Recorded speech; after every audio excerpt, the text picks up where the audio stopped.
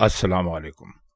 آج کچھ دوستوں کی فرمائش پر ہم صوفی غلام مصطفیٰ تبسم کی غزل لے کر آپ کی خدمت میں حاضر ہوئے ہیں۔ اس کا پہلا شعر ہے: وہ مجھ سے ہوئے ہم کلام، اللہ اللہ، کہاں میں کہاں یہ مقام، اللہ اللہ۔ وہ سے مراد اپنے محبوب کو ہی انہوں نے لیا ہے۔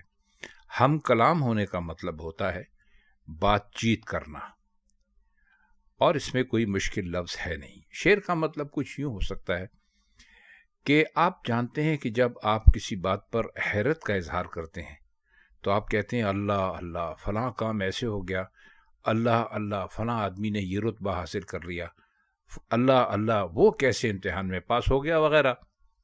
تو وہ یہ حیرت کے اظہار کے طور پر یہ شعر کہا ہے انہوں نے آج، کہ وہ جو کبھی ہم سے بات نہیں کرتے تھے، ہمیں منہ نہیں لگاتے تھے، انہوں نے آج ہم سے بات کر لی، وہ ہم سے ہم کلام ہو گئے، اور پھر کہتے ہیں کہ میں کہاں اور یہ مقام کہاں۔ مطلب یہ کہ یہ تو میری جگہ ہی نہیں بنتی تھی کہ وہ مجھ سے بات کرتے۔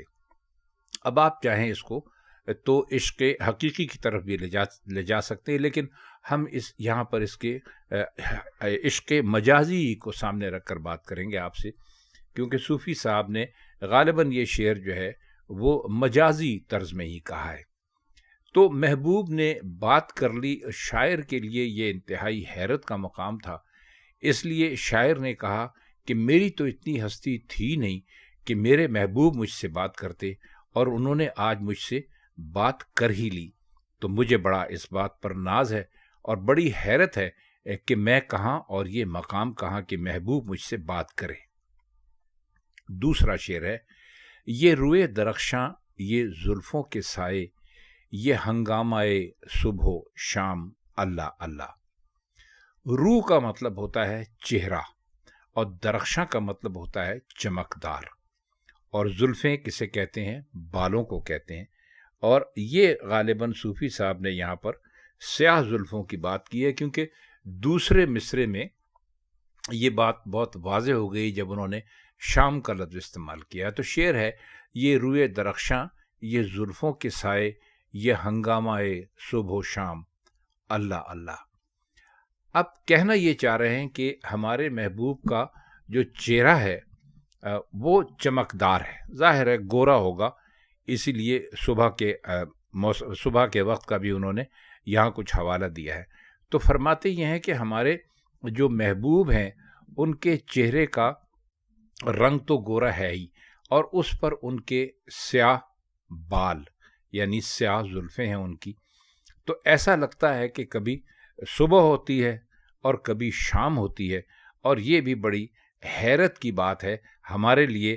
تو اس میں بھی آخر میں اللہ اللہ انہوں نے استعمال کیا ہے، یعنی یہ انتہائی حیرت کی بات ہے کہ محبوب جب اپنے چہرے سے زلفیں ہٹاتے ہیں تو وہاں جیسے صبح ہو جاتی ہے، اور جب وہ زلفیں ان کے چہرے پر پڑتی ہیں تو ایسا لگتا ہے کہ شام ہو گئی ہے۔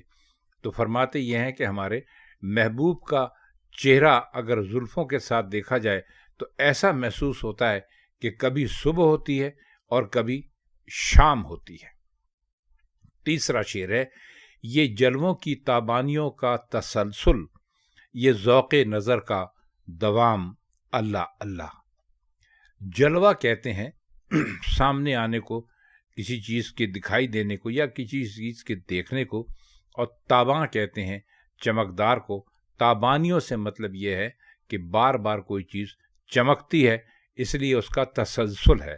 تسلسل یعنی کسی چیز کا جاری رہنا، انگریزی میں کہہ لیجیے تو کنٹینیوٹی آپ کہہ سکتے ہیں۔ اور ذوق نظر، نظر وہ کہ جسے بہت خوبصورت اور اچھی چیزیں دیکھنے کا شوق ہے۔ دوام کا مطلب ہوتا ہے ہمیشہ کے لیے، یہاں بھی آپ مسلسل کے معنوں میں اس کو استعمال کر سکتے ہیں۔ تو فرماتے وہ یہ ہے کہ ہمارے جب محبوب سامنے آتے ہیں اور ان کے جلوے ہر طرف بکھر جاتے ہیں تو یہ ایک لگاتار عمل ہوتا ہے، اور ہمارا جو ذوق نظر ہے، جو ظاہر ہے کہ بہت اچھا ہے، پاکیزہ ہے، خوبصورت ہے، وہ ہمارے اس کا ایک دوام ہمیں حاصل ہو جاتا ہے۔ اب دوام حاصل ہو جانے کا اور تسلسل کی بات صوفی صاحب نے کیوں کی، اس کو ذرا سمجھتے ہیں۔ دیکھیے جب آپ دنیا میں چلتے پھرتے ہیں تو آپ کی نظر میں کچھ اچھی چیزیں آتی ہیں، کچھ بری چیزیں آتی ہیں، کچھ ایسی چیزیں ہوتی ہیں جو آپ کی نظر کو اچھی نہیں لگتی، اور کچھ ایسی چیزیں ہوتی ہیں کہ جو آپ کو بہت ہی اچھی لگتی ہیں۔ تو فرماتے یہ ہیں کہ یہ جو ایک دوام حاصل ہو گیا ہے ہمیں اپنے محبوب کو دیکھنے سے، اس کے لیے بھی ہم حیرت میں ہیں۔ مطلب یہ کہ جب محبوب سامنے ہوتے ہیں تو یوں سمجھ لیجئے کہ ہر چیز بہت ہی اچھی دکھائی دیتی ہے ان کی شکل و صورت کی وجہ سے۔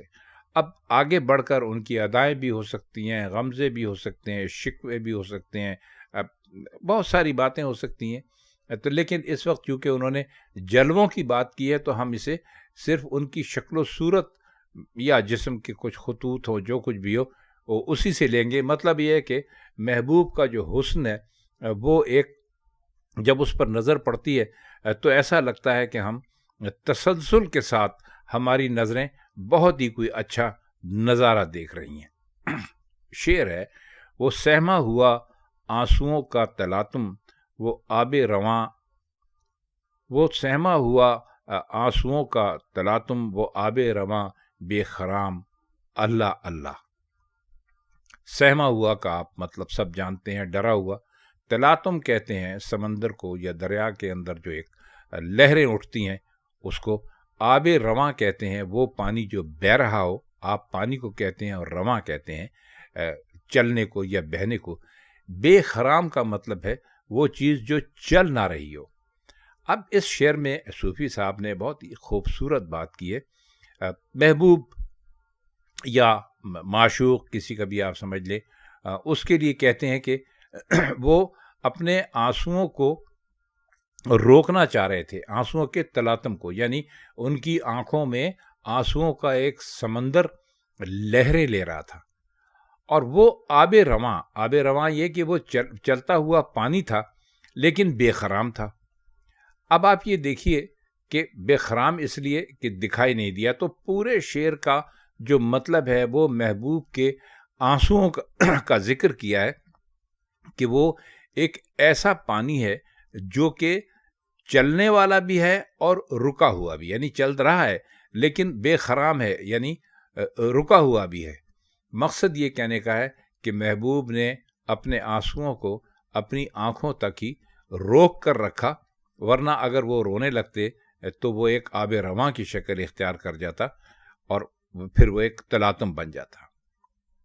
شعر ہے، شب وصل کی ساعتیں مختصر سی، تمناؤں کا اژدہام، اللہ اللہ۔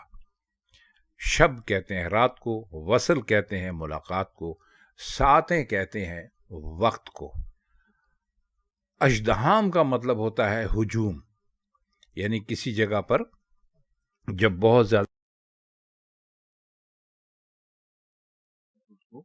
اژدہام کہتے ہیں، آپ اچھی طرح جانتے ہیں، روز استعمال ہونے والا لفظ ہے، اس کو تو شاید آپ کبھی بھولیں گے نہیں۔ تو اس شعر میں شاعر نے یعنی صوفی صاحب نے اپنی محبوب سے ملاقات کی ساعتوں کا ذکر کیا ہے۔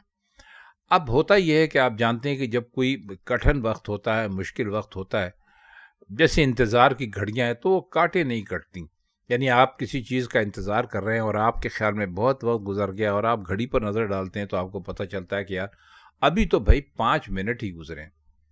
اب جب محبوب سے ملاقات ہوئی اور وہ ان سے ملنے لگے اور آپس میں معاملات طے پائے، تو ایسا لگا کہ گھنٹے جو ہے نا وہ بھی منٹوں میں تبدیل ہو گئے۔ یعنی اتنی تیزی سے وقت گزر گیا کہ وہ ان کو ساعتیں کہنے پر، اور ساعتیں مختصر سی تھوڑی سی کہنے پر مجبور ہو گئے، لیکن کہتے ہیں کہ تمناؤں کا اژدہام تھا۔ یعنی ہم محبوب سے اپنی تمناؤں کا اظہار یا جو کچھ بھی جھک مارنا چاہتے تھے وہ ہم کر نہیں پائے، کیونکہ جب محبوب سامنے آئے اور ان سے ملاقات کا ہمارا ان کا وقت طے ہوا تو وقت اتنی تیزی سے گزر گیا کہ تمنائیں بہت زیادہ تھیں اور ہمیں ایسا لگا کہ وقت بہت کم ہے، کیونکہ جب محبوب سے ملاقات ہوتی ہے تو وقت کا کوئی پتہ ہی نہیں چلتا۔ آخری شعر ہے، وہ ضبط سخن میں لبوں کی خاموشی، نظر کا وہ لطف کلام، اللہ اللہ۔ ضبط سخن کا مطلب ہوتا ہے بات کہتے کہتے رک جانا یا بات نہ کہنا، بات کو اپنے ہونٹوں ہی میں دبا لینا. لبوں، ہونٹوں کو کہا ہے لطف کلام، بات کرنے کا مزہ، بات کرنے کا لطف. یہ بھی محبوب کی طرف اشارہ کیا ہے کہ محبوب آئے ہمارے سامنے اور وہ کچھ کہنا چاہتے تھے لیکن ان کے لب خاموش رہ گئے، لیکن ہمیں پھر بھی لطف آ گیا، مزہ آ گیا کہ جب انہوں نے ہم سے نظروں سے بات کی. تو کہتے ہیں کہ شاید وہ ہم سے اپنے منہ سے بات کرتے تو ہمیں اتنا زیادہ لطف نہیں آتا. جب انہوں نے ہم سے نظروں میں بات کی، نظروں میں بات ہوئی، تو وہ جو لطف جو کلام تھا اس کا ہمیں تو بے پناہ، یعنی اللہ اللہ ہمیں جتنا اس کا لطف آیا ہے اور کسی چیز کا ہمیں لطف نہیں آتا. تو محبوب کا کہہ یہ رہے ہیں کہ محبوب کو اپنے ہونٹوں سے یا اپنے منہ سے جو کچھ ہی بات کرنی ہو وہ عاشق سے نہیں کرنی چاہیے، اس کو نظروں میں بات کرنی چاہیے کہ عاشق اس کا کہیں زیادہ مزہ لیتے ہیں. تو آج کی غزل میں اتنا ہی. آپ سے پھر ملاقات ہوگی، تب تک کے لیے خدا حافظ.